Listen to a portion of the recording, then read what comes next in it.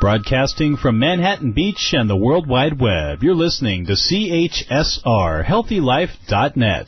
As a service to our listeners, this program is for general information and entertainment purposes only. CHSR HealthyLife.net does not recommend, endorse, or object to the views, products, or topics expressed or discussed by show hosts or their guests. We suggest you always consult with your own personal, medical, financial, or legal advisor.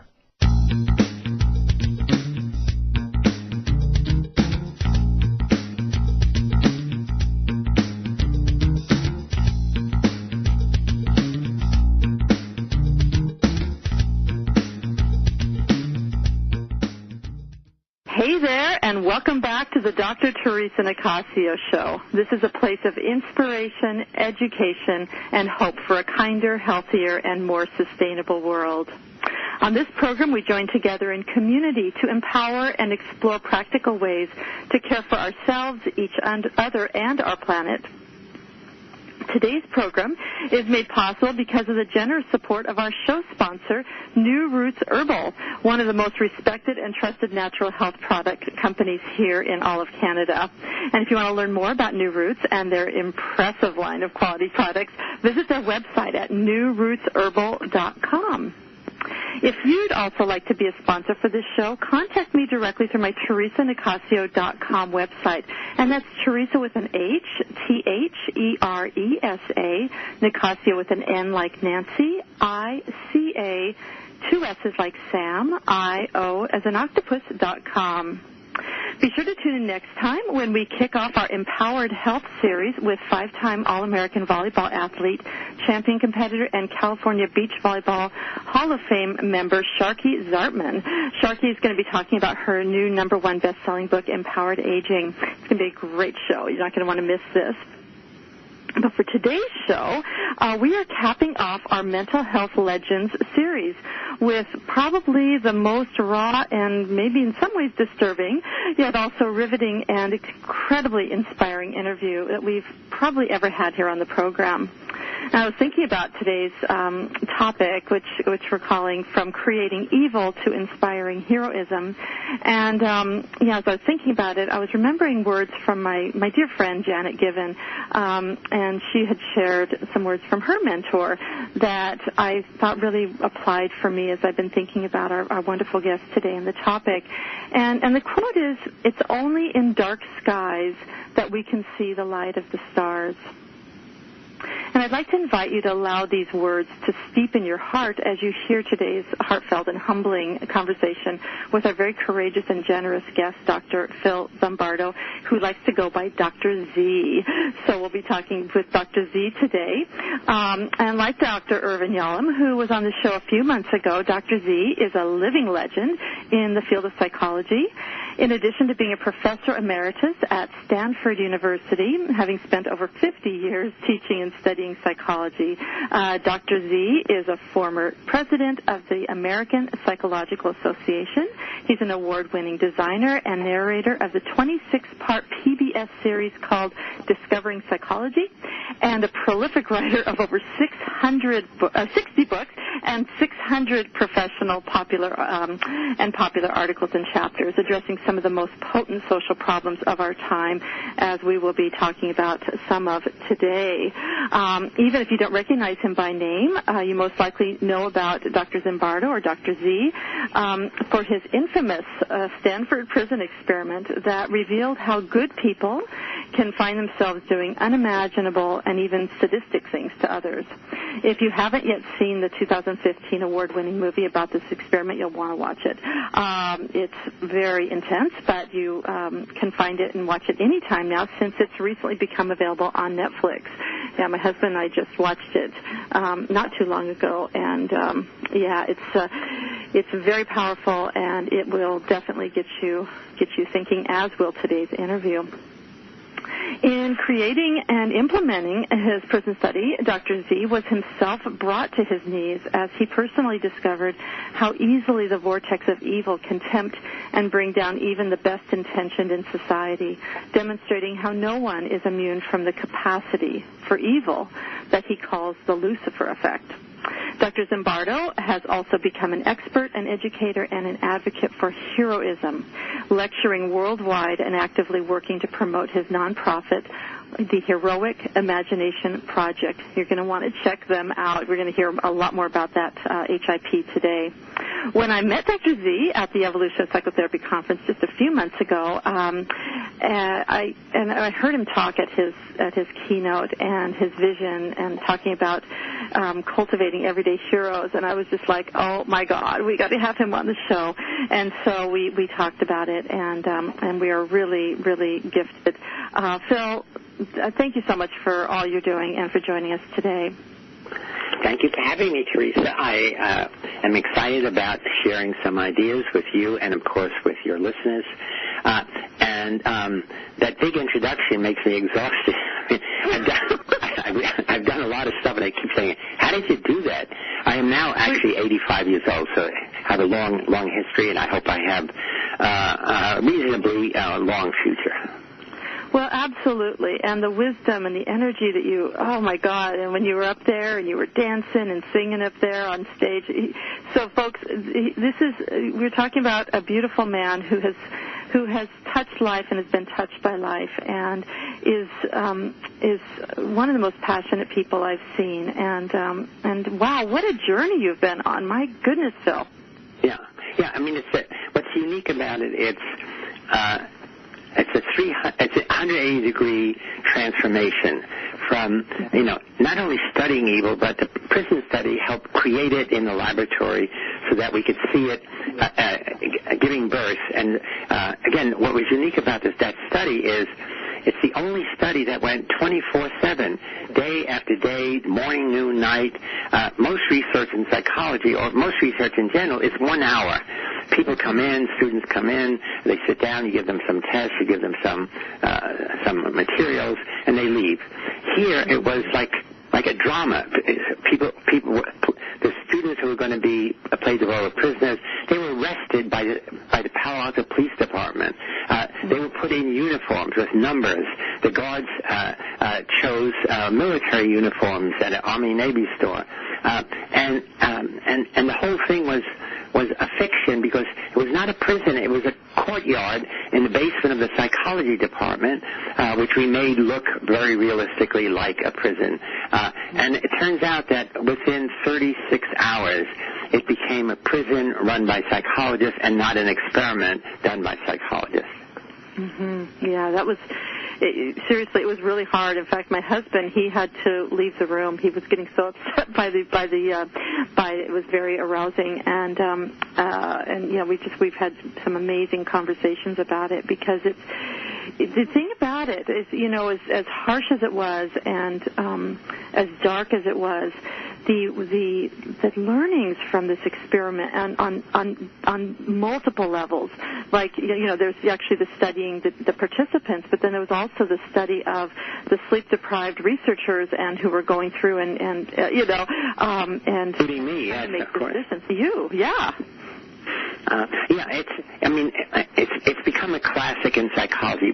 Clearly the most famous study ever done. I go around the world now promoting my Hero project, and no matter where I go, I'm in a taxi in Budapest, and the taxi driver says, "What do you do?" "I'm a psychologist." He says, "Oh, do you know that study where they put people in a prison?" I'm in an elevator. An elevator operator will say, "What do you do?" And say, "Oh, do you know anything about that Stanford study?" So it's become a classic around the world. Now, so the point is, as you said, the movie, which is by the same name, by the way, The Stanford Prison Experiment, it was premiered at Sundance in 2015. As you said, it's available on Netflix. I was a consultant on the movie, so I could say honestly that the movie is 90% accurate. That is, there's nothing in the movie, nothing dramatic in the movie that didn't happen in the experiment. In fact, the movie is 2 hours long. The experiment was 6 days long. So they had to actually leave out many very dramatic incidents and scenes. And I should mention the director, Kyle Alvarez. It was his first major movie, and he was wonderful. He was a young guy, worked closely.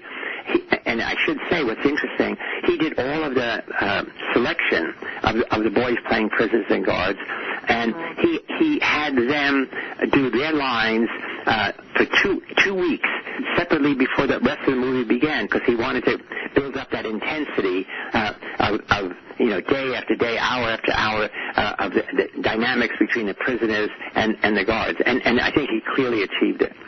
Wow, he did a brilliant job, and obviously, as a psychologist, I've been doing this. I think I first, in my early 35 years ago or something, first seeing the films in classes, right, in psychology classes, and now on of course YouTube, you can see lots and lots of the actual films, the video footage, and it was chilling how parallel it was brilliant.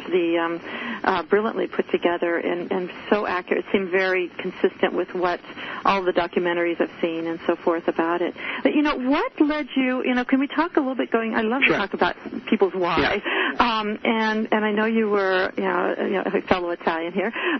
You were raised in an Italian ghetto in South Bronx, and I was really quite moved by some of the things that I read about on the Heroic Imagination Project and, page about you, and what led you to this, to your intrigue about good and evil and kind of human nature. Yeah, I grew up in the Great Depression in the 1930s. Actually, I was born in 1933. And I grew up in the Great Depression.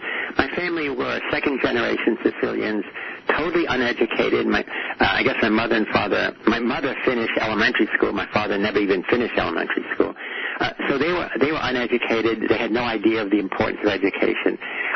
And for me, and they lived in the moment. I mean, my mother, the moment is to survive. My father was somebody who enjoyed the good life. I should say in passing, he was the first son after 6 older sisters, and therefore he was the little prince. And unfortunately, he kept that vision of himself even after he had 4 kids. Considered a hardworking dad, he was a kind of playboy.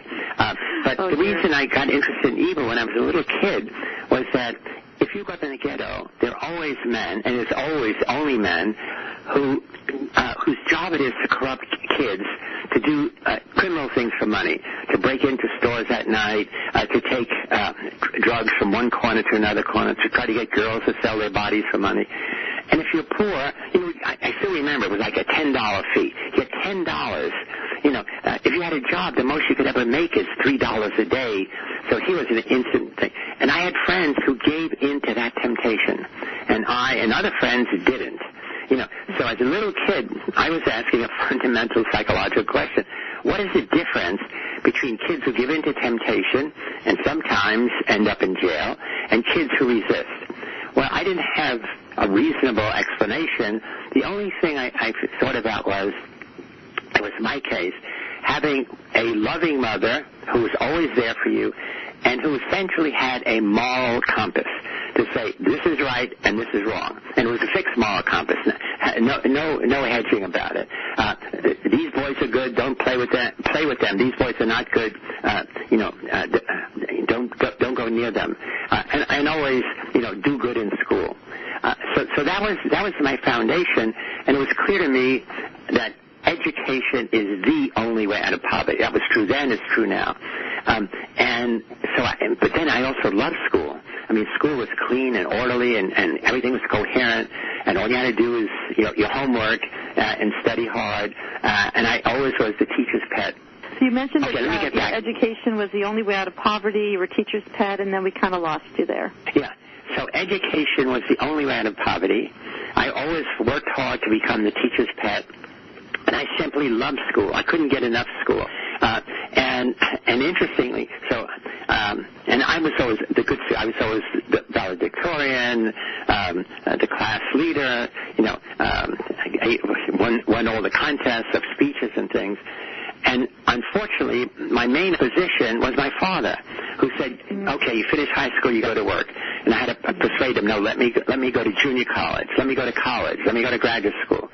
And finally, I literally would have to bring some of my teachers home for dinner to persuade him in monetary terms. Oh, it would be good if Philip went on because he could make more money. That was it. And finally, my father said, "I give up on you. It's clear you don't like to work." Then and now, I've always worked my butt off, but he just never understood that. After I was at Stanford, I was at Stanford, and my father said, "Okay, I see now. All of your accomplishments are really worthy." Wow. So he was able to say that before he died, huh? Yeah. But it took him almost 40 years before he could say that. What was that like? What was it like having him say those words to you, Phil, after all those years? I knew he felt it. He would come. I'm as I said, high school graduation, I'm the valedictorian. Graduation from Brooklyn College, I'm the valedictorian. At Yale, I have honors. And he would come to all these ceremonies, but he wouldn't say anything. He'd just smile. And now it might have been I never thought of it. It might have been he also felt bad that he was uneducated, although he was actually a brilliant man. But my sense was better late than never. So he said it. He finally said it, and I knew he must have been it earlier. Yeah. So your compassion for the human experience is really, it goes so deep, and you had the blessing, obviously, of a healthy attachment with your mom, and which is one of the greatest gifts we can ever have as a parent. We can have that attachment with.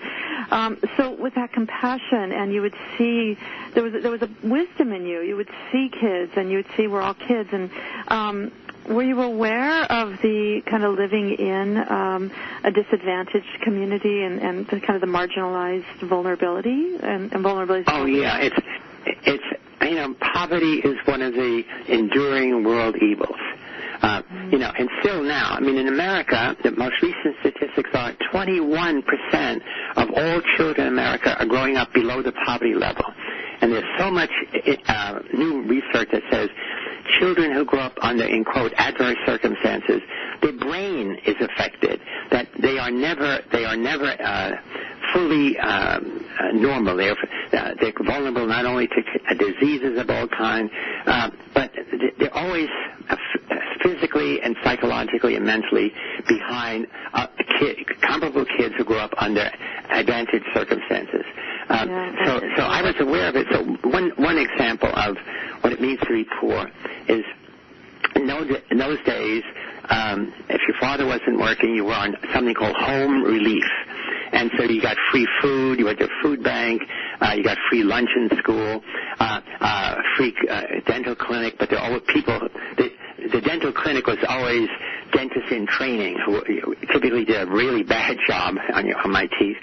And then you went to a clothing bank to get clothes. Now in those days, boys wore knickers until you were like 12. So you had short pants, and then there was a period of a few years where you wore knickers, and then you got long pants. Long pants were like when you were 10 or between ages of 10 and 12, and that was a sign of growing up.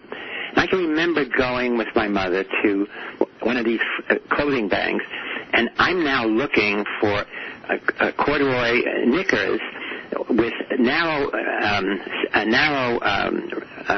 seams rather than the wide ones, because the wide ones, when you walked, made a sound, and other kids would laugh. So I'm looking through the pile of clothes, and this guy comes up. What are you doing? I said, I'm trying to find a good pair of jeans.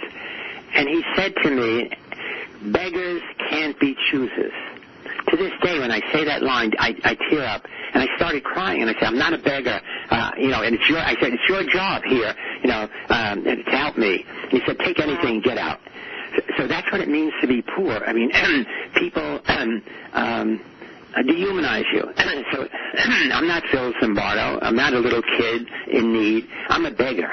So it's the ugliest part of poverty, brought on by other people. It's not just that you don't have enough food or good clothing, but other people diminish your personal integrity by thinking of you as a beggar. Mm-hmm. Well, that's really interesting as you're speaking. And first of all, I started welling with tears as you're speaking about this too. But this thing that you just said about how when people start to think of you as a beggar, and I'm thinking also about how it kind of relates in your study, how when people think about you as a prisoner, or when people think about you as a guard, it was really a fertile soil for your future work as a social psychologist. How did you decide to become a social psychologist? Let me see. Now, I should say for your listeners, although I've won, many awards and honors around the world, as I said, I love school. I only got one C in my entire life. I graduated summa cum laude, A in almost every subject, with the exception of introductory psychology at Brooklyn College. I got a C. When I close my eyes, I see that C glowing, and it turned out in 1950, psychology was boring. It was about rats running Y-maze, students learning nonsense syllables. I kept saying, why would you want to learn a nonsense syllable? It's nonsense. It doesn't make sense. So I hated psychology. And here I'm looking for that answer to the question of, who gives in or resists temptation, which later became, a whole area of psychology, psychological research. And then we had something called multiple choice tests. And you had something called a scantron. And it was a question, there were 4 alternatives. And I knew I had a photographic memory then, pretty much. And so essentially I would say, I would answer, it's A if it's what you said in your second lecture at the teacher. It's B if it's what's on page 379 in the textbook. Wrong, you can only pick one item. So I quit psych. I said, forget it, this is nonsense. So I majored in sociology and anthropology until senior year. A friend of mine said, hey, help me out, we're going to take a course in research methods. And I said, oh my God, I love psychological research. And then I became a psychologist. Oh, that's awesome. All right, folks. Well, we need to take a short break. We're going to be talking more about evil, a little bit more about the takeaways even from the Stanford Prison Study and also about heroism with Dr. Z when we return. So don't go away. We'll be right back.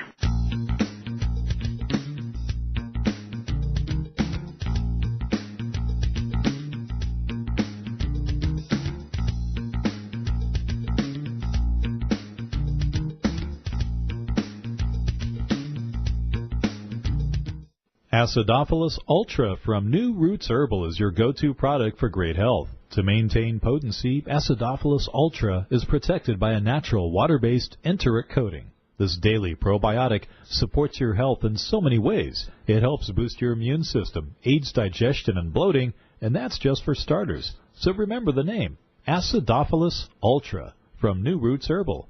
Get some now. To find a store near you, visit newrootsherbal.com. That's newrootsherbal.com. Audiobooks gives you instant access to over 50,000 of the best sellers and hottest book titles in romance, mystery, fiction, and many other genres. Just visit HealthyLife.net's advertiser page and click on Audiobooks to get started. YumFoodForLiving.com is the place to get easy, allergy-free recipes, all free of sugar, gluten, and dairy. But that's not all you'll get when you visit YumFoodForLiving.com. You'll get resources for all kinds of things like wellness articles, videos, podcasts, a blog, all to help you create easy, healthy living. There's even a 50-page downloadable book introducing you to the philosophy of Yum. Don't wait. Visit YumFoodForLiving.com. YumFoodForLiving.com. That's YumFoodForLiving.com. If you like to spend your television viewing time learning about some of the things that you may have missed in history class, or if history was your favorite subject, then you should check out the link to the History Channel on the HealthyLife.net advertiser page. Order DVD sets by series or by subject matter right from our homepage while you still enjoy your favorite HealthyLife.net show. Being inspired by a speaker while learning everyday positive information that you can use to help your life is exactly what Dr. Teresa Nicasio does when she speaks in front of your group. From healthcare professionals to special needs parenting and everything in between, Dr. Teresa Nicasio can customize topics for your group on everything from health to psychology. To book Dr. Teresa Nicasio as a speaker for your group, visit YumFoodForLiving.com or call 604-445-6463. That's 604-445-6463. You're listening to HealthyLife.net, the radio network that brings positive talk with positive change to make your world a little better.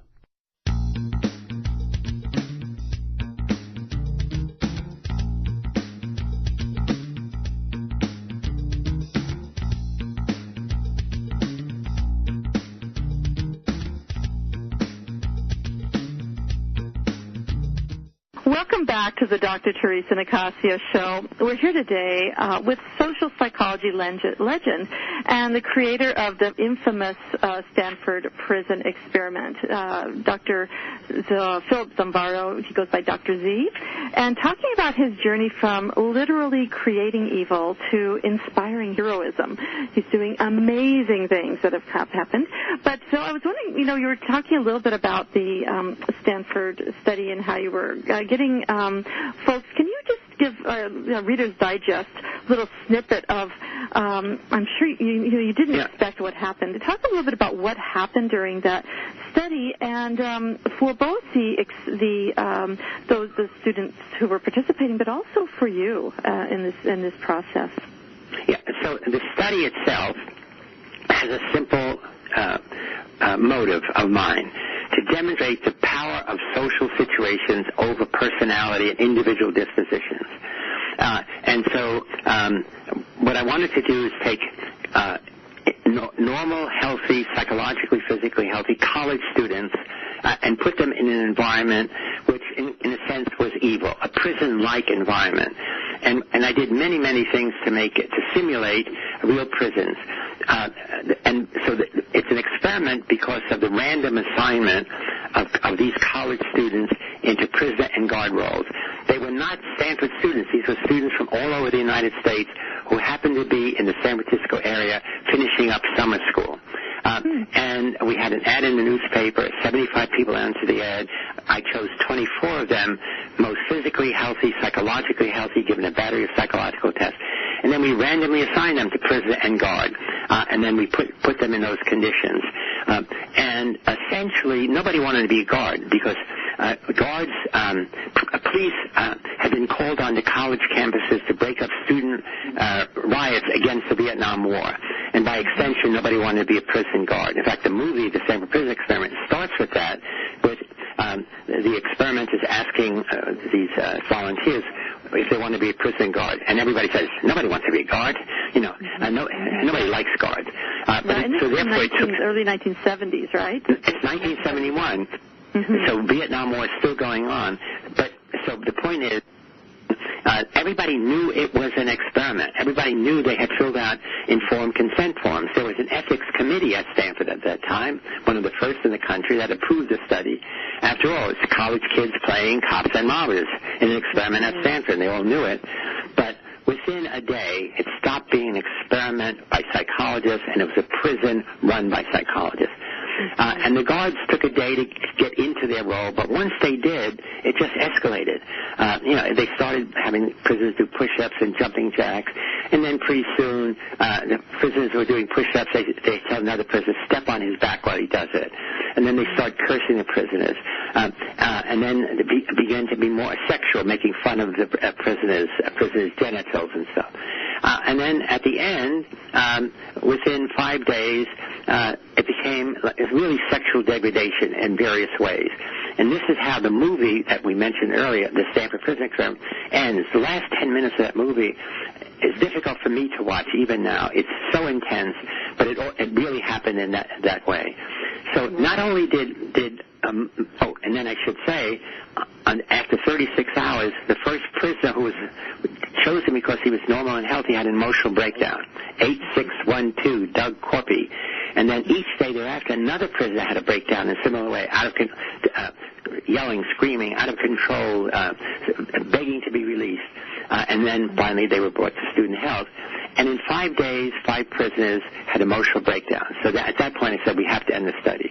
And it turns out I succumbed. I became the superintendent of the Stanford jail, which was a big mistake. I should have had somebody playing that role, and I should have just been the principal investigator, researcher. And if I was, I would have ended the study sooner. Because in my role, I just prevented no physical abuse. But as a psychologist, I knew in retrospect, psychological abuse can be much worse, and I didn't prevent that. So I still feel bad about that. But in the movie, it portrays that there was physical abuse as well, and it seems like was there physical abuse that actually happened? No, there's only physical abuse on second morning. The prisoners rebelled, and the guards broke down the broke into the prison cells, and then the prison guards were having really fistfights.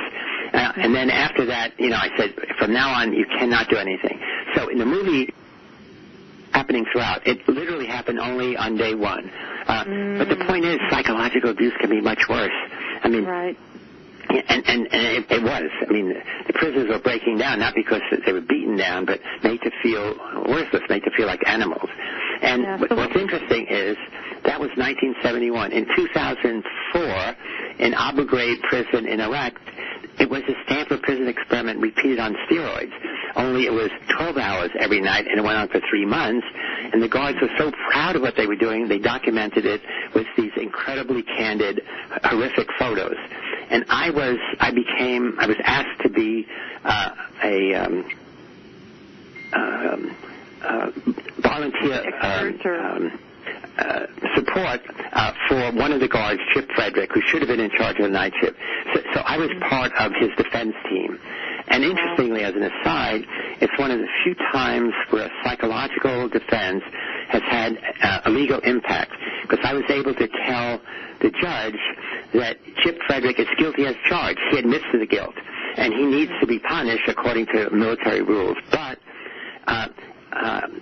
your proposed sentence of 15 years is in excess, because I now know him very well. He never would have done what he did were it not for the system for the situation that his superiors put him in, and his whole record is he's an honorable, wonderful soldier until he was found himself immersed in this horrific situation in that prison.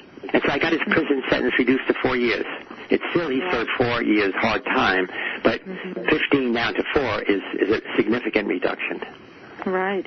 So, it brings up a really important point, and that is, well, first of all, I guess I'll ask, because we're running short of time, we don't have a ton more here, but because I want maybe in the next segment, I want you to talk a little bit about the types of evil and such, and then how you moved into heroism. Right.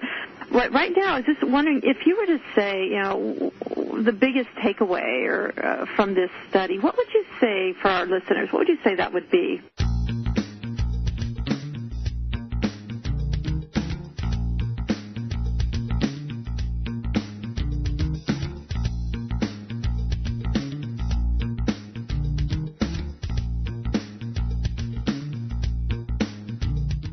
There's a book that makes it so easy to embrace a healthy, gluten-free lifestyle, even kids will like it. Filled with heartwarming stories, food as medicine health tips, easy allergy-free recipes, and creative culinary inventions, the award-winning book Yum by Dr. Teresa Nicasio is your source for all of this and more. So make gluten-free living easy, tasty, and fun.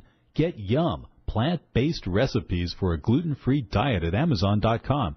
Or visit yumfoodforliving.com. That's yumfoodforliving.com. You have too little time to shop, so try Farm Fresh to You. They deliver organic food the way nature intended, delivered straight to your home or office, economically. Visit our web advertiser page and click on Farm Fresh to You now. When you have a food allergy or dietary limitation, Dr. Teresa Nicasio knows it's hard to give up the foods you love, so she decided to put on her chef hat and give you affordable, personalized culinary consultations that will light up your taste buds. You'll explore substitute ingredients so you can enjoy your favorite foods again. She'll even help you make food preparation easy and guide you on your path to healthy living. And to get started, all you have to do is call 604-445-6463. That's 604-445-6463. If you're not in the U.S., listen up. SureTrader is one of the most trusted and reliable names in share trading. With 6-to-1 leverage and other perks, SureTrade is the best for penny stocks and day trades. To find out more, visit our advertiser page and click on the SureTrader banner. Yumfoodforliving.com is the place to get easy, allergy-free recipes, all free of sugar, gluten, and dairy. But that's not all you'll get when you visit Yumfoodforliving.com. You'll get resources for all kinds of things like wellness articles, videos, podcasts, a blog, all to help you create easy, healthy living. There's even a 50-page downloadable book introducing you to the philosophy of Yum. Don't wait. Visit Yumfoodforliving.com. Yumfoodforliving.com. That's Yumfoodforliving.com. HealthyLife.net, the Positive Radio Network.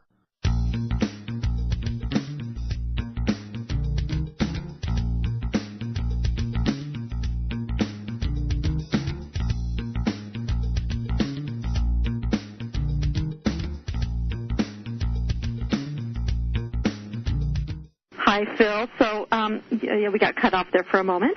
If you could say that there was a particular takeaway, what would be the biggest takeaway you would say from that Stanford study?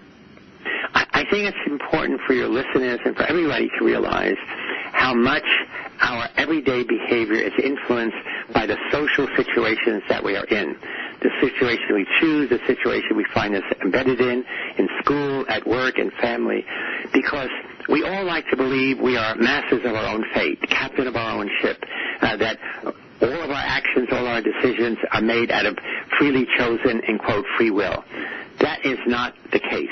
Much of what we do, much of who we are, is influenced by other people.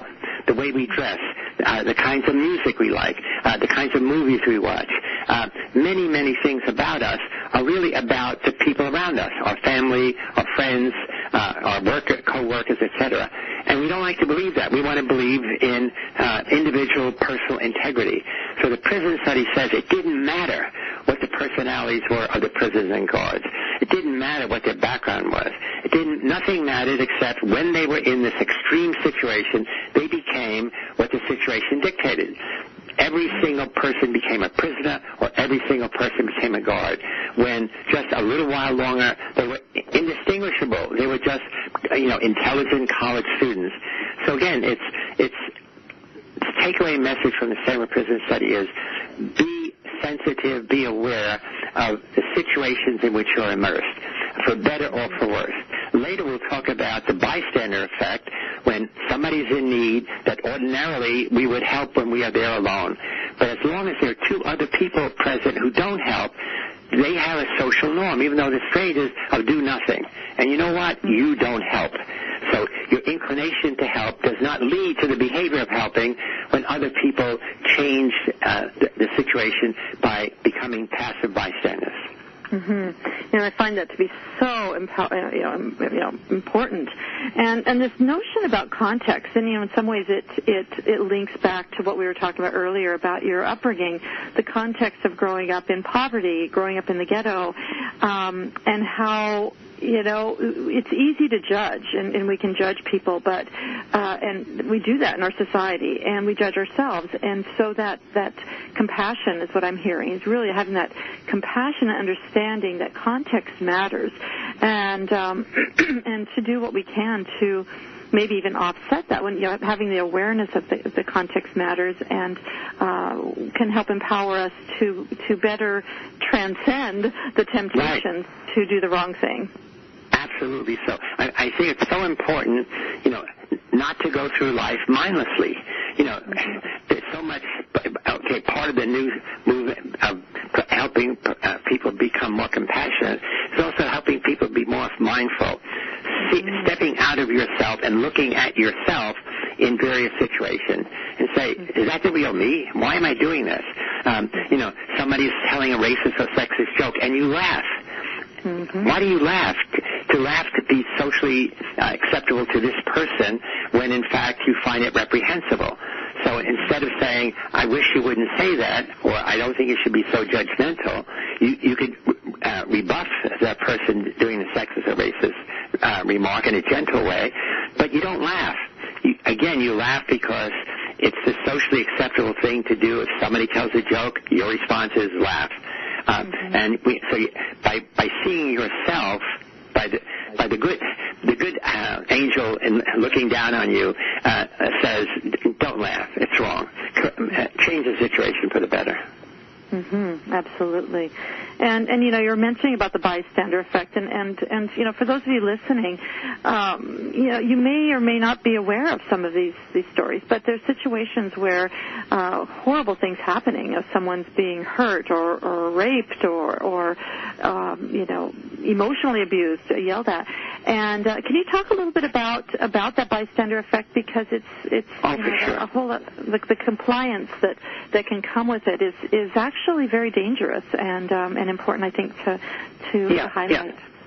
So the phrase is the bystander effect. What it means is, in an emergency situation where somebody is hurt, where somebody needs help, when ordinarily most people, when they are alone, would help, would offer help, at very least say, do you need help, would call the police, would try to help if somebody was bleeding or drowning if they could swim. But the concept of the bystander effect came out about 50 years ago in New York City, in Queens. A young woman named Kitty Genovese was coming home late at night from work and was stalked by a crazy guy, and he started stabbing her, and she started screaming. And apparently some people heard her scream, and nobody came to her aid, and finally she was murdered. And two psychologists, actually buddies of mine, Bill Latney, who was at Columbia University, and John Darley, who was at New York University with me, we were buddies, coined the phrase the bystander effect, saying paradoxically, the more people present, the less likely anybody is to help someone in need. So that if there was just one or two people available for Kitty, maybe together they would have stopped the guy, or they would have yelled and he would have run away. And so they started doing a lot of research, and it's become a staple in psychology. The bystander effect is when two or more people are in a situation where somebody needs help and they don't help, they define a new social norm of do nothing, mind your own business. And your good intention to help gets blocked by the obstacle of the social norm. And so again, we see this over and over again. What's happening now with the new technology, not only do people not help, they very often will take a cell phone video of it and send it to Facebook or something. There's been cases where, recent cases where a young girl is being raped after a party, and nobody helps, but they send videos of the thing out to their friends, out to Facebook. And it happened here in Oakland, California, near San Francisco. And the police chief said, if they had just called us, we were around the corner, we could have stopped it. So now it's even worse. I mean, instead of being a passive bystander, you're an actively passive bystander. Yeah. And so there's that dark side of that, and so I'd like at some point for us to talk about the different types of evil that you talked about in a minute. But something that I loved in your keynote when you were talking about Milgram's study, which first of all, need to know that you guys were high school students together. In the Bronx, James Monroe High School. Yes, so Stanley Milgram in 1963 did the first study exploring how far good people would go when an authority was telling them to deliver painful electric shocks, maybe even lethal shocks, to somebody who was playing the role of their student. Now, little Stanley was a Jewish kid, and he had always been obsessed with the power that Hitler had over ordinary people. And so his study was what happens when someone in authority tells you to do things that go against your conscience. And the sad news in his study was 2 of every 3 Americans in his study, and these were not college students, these were men ages 20 to 50, and he also had a group of women ages 20 to 50. 2 of every 3 gave what would have been lethal shocks to a stranger they were supposed to be helping. It's crazy. But then I didn't know about that exception that you spoke about, how if one person were to walk away who was going to be in the study, then only like 1 out of 10 of the participants would do that, go to the lethal level. Yeah. So again, so a Milgram study, just very quickly, there was an electric shock box with 30 switches going from 15 volts to 450, and you sit down in front of the shock box, you would know immediately why would they have a box if they didn't expect you to go to 450. So I asked Milgram, did anybody say, no, I don't want to start because I could see the slippery slope of evil? He said not one person of 1,000 participants that he tested ever said, no, I don't want to go on with this. And 2 of 3 went all the way. Wow, that's amazing. Well, we need to go to another break, but okay. We'll be back with more with Dr. Zimbardo, Dr. Z, after the break. Don't go away.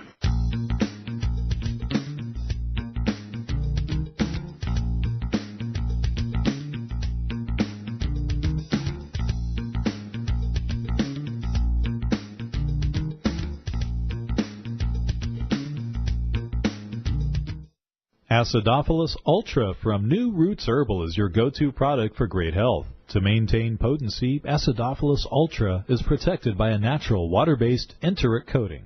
This daily probiotic supports your health in so many ways. It helps boost your immune system, aids digestion and bloating, and that's just for starters. So remember the name, Acidophilus Ultra, from New Roots Herbal. Get some now. To find a store near you, visit newrootsherbal.com. That's newrootsherbal.com. VMware is a fresh perspective for virtualization on the cloud. Shaping the future, this all in one platform delivers virtual cloud service on any cloud. Visit our healthylife.net's advertiser page and click on VMware. When you have a food allergy or dietary limitation, Dr. Teresa Nicasio knows it's hard to give up the foods you love, so she decided to put on her chef hat and give you affordable, personalized culinary consultations that will light up your taste buds. You'll explore substitute ingredients so you can enjoy your favorite foods again. She'll even help you make food preparation easy and guide you on your path to healthy living. And to get started, all you have to do is call 604-445-6463. That's 604-445-6463.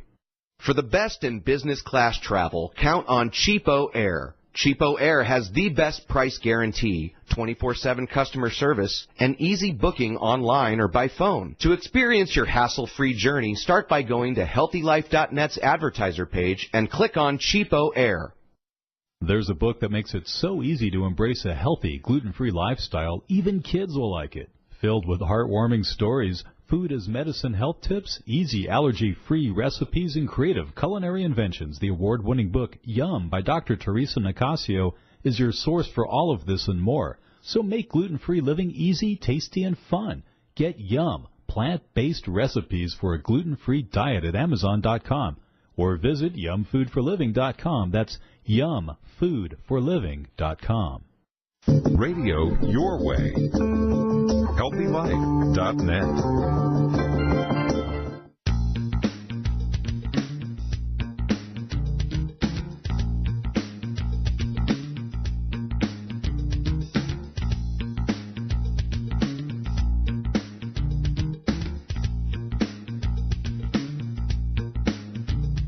Welcome back to the Dr. Teresa Nicasio Show. For those of you who are just joining us, on today's show we're talking with the founder and president of the Heroic Imagination Project, Dr. Phil Zimbardo. We're talking about going from creating evil to inspiring heroism. And so something that you talked about, Phil, when at the Evolution Psychotherapy Conference, was about the three types of evil. Could you talk a little bit about those?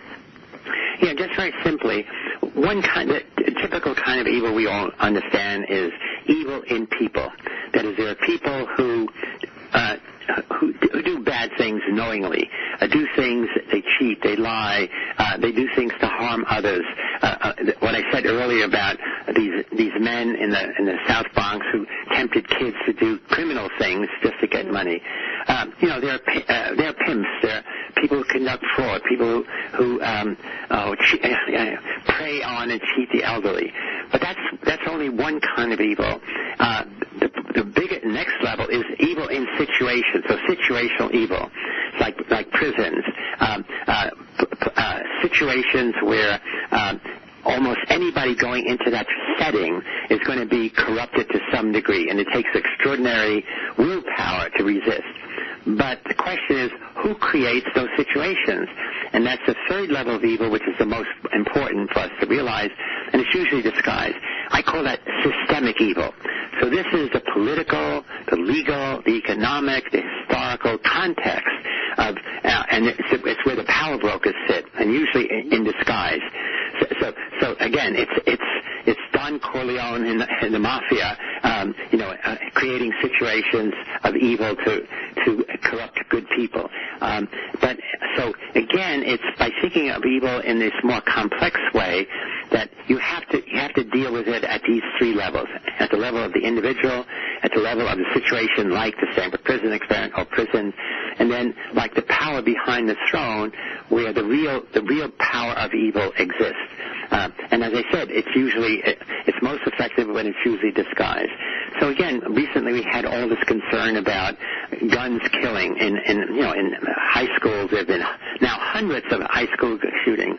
We cannot stop the National Rifle Association from promoting gun use.